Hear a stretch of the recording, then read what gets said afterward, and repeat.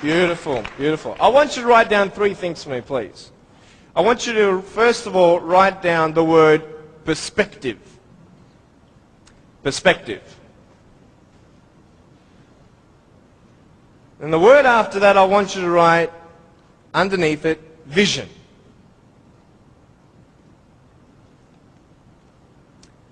And then underneath that, I want you to put choices. So perspective, vision, and choices. This is what I'm going to be speaking about. I'm going to be real with you and start from the beginning. I was born in a blessed country. I was born to parents with the support I needed. You see, when I was born, it was such a tragedy.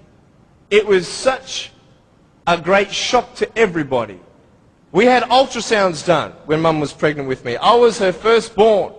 And my mum made sure that we had the best doctors in Melbourne. My mum was a nurse and delivered hundreds of babies before I was born. She knew exactly what to do and what not to do in her first pregnancy. Yet, having all these precautions, this happened. And anybody who saw me and saw my parents automatically thought that, hey, this is a bad thing. And I mean, for anyone to say that would be a good thing, that is not sane. That would be insane. To say that, hey, congratulations, your baby's born without arms and legs. It was such just a pause in their life where they couldn't breathe. They couldn't fathom. What kind of life is their firstborn son going to live? Without arms and legs, he can't even feed himself. He can't even dress himself. Doctor said I would never be able to stand up, let alone jump around. You know, I'm so thankful that they knew nothing until I was born. Because imagine if my parents did know, and they would have what? The option of abortion. And the majority of the doctors, I believe, would encourage such an act. Why?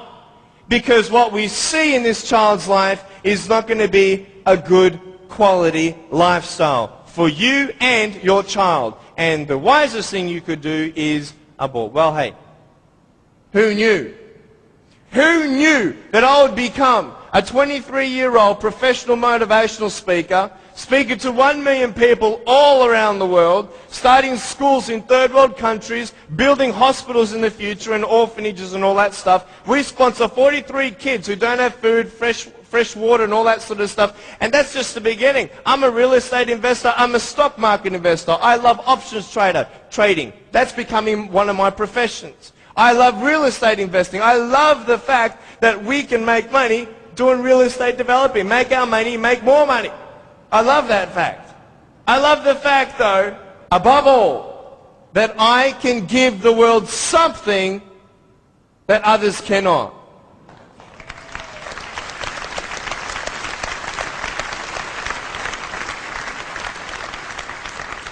But before I tell you all that good stuff, let me tell you the more down times in my life. Obviously, it was difficult for my parents, but it was also difficult for me. When I went to school, a lot of kids teased me.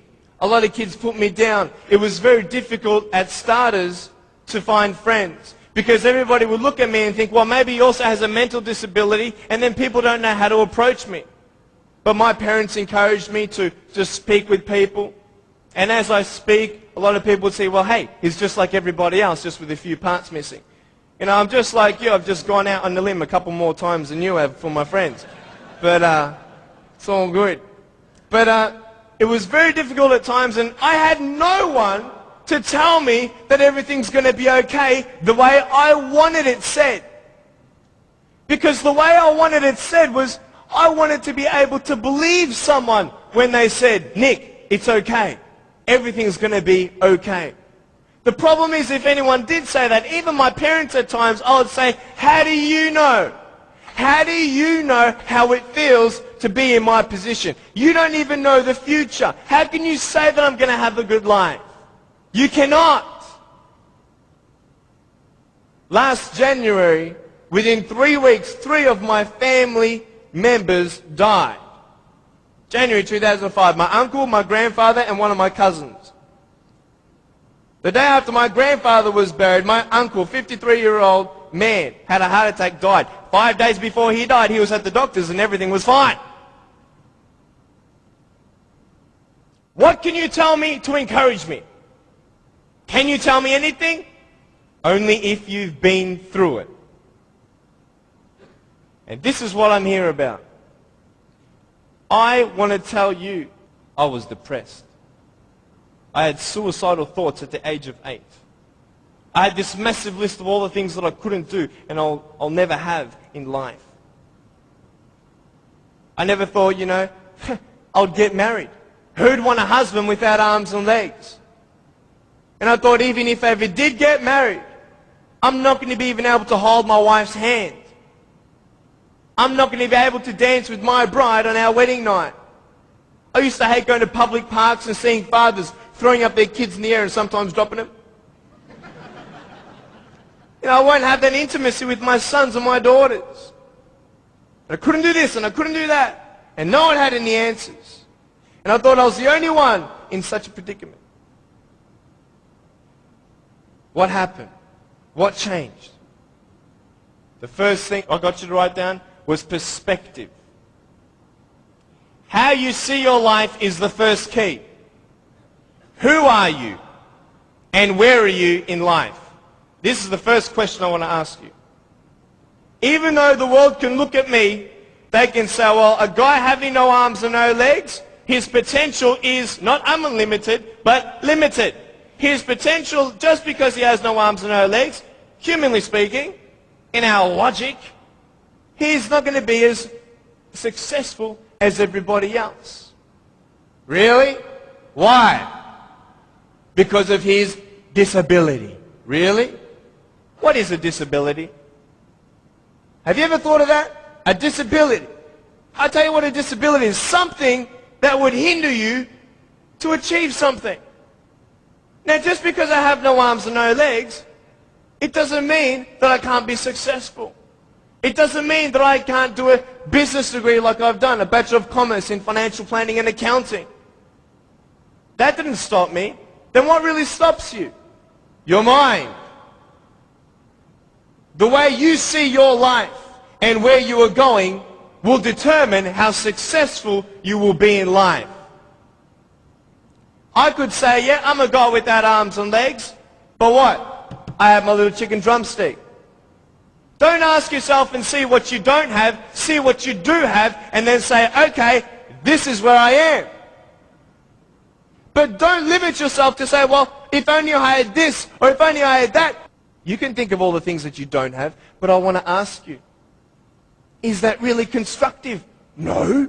Why? Because no one can turn back time. It's up to you with what you do with today. Your priorities, your daily agenda will determine how successful you are. You want to know something? I started to be thankful. Thankful? Why, Nick? How could you be thankful? My mum showed me a newspaper article of a young man who had a disability, not similar to mine, but it was also unexplained medically. And I thought, you know what? I'm not the only one with something to bear. But I'm telling you, this perspective is everything. Giving yourself enough credit. Write this down. Give yourself credit.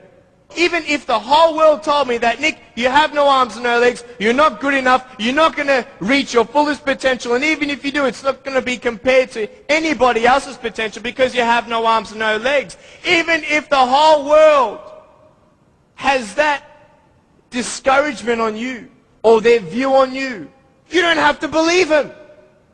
You get it? You don't have to believe others' opinions. Because it's just an opinion. If a doctor comes to you and says, hey, I'm sorry, you've got cancer. What are you going to do? Get a second opinion. Right? Why? Because you want to make sure that he's right. You want to know exactly how much you have to live and what's going on. Well, why not get a second opinion when people put you down? Why not get a second opinion when your family thinks you're dreaming? Tell him he's dreaming. He's